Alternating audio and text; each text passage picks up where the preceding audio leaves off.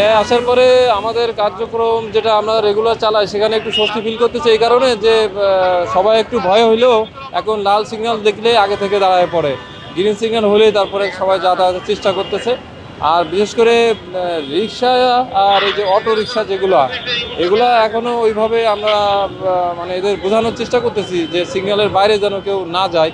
তারপরে এটা যথেষ্ট মোটামুটি এআই চালু হওয়ার পরে সবাই মানতেছে, মানার কারণে আমাদের একটু সিগন্যাল চালাতে সুবিধাই হচ্ছে।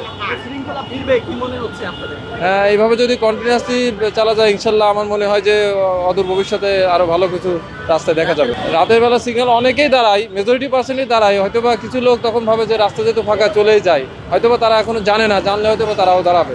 এআই এর ভয় পাচ্ছে না নাকি? ভয় এখনো ওইভাবে আসলে ঢালাওভাবে হচ্ছে না তো, মানে সবার কাছে মেসেজটা যায় নাই। প্রত্যেকটা গাড়ির রেজিস্ট্রেশনের সাথে একটা নাম্বার থাকে গাড়ির, মানে একটা মানুষের নাম্বার, ওই নাম্বারে মেসেজ যায়।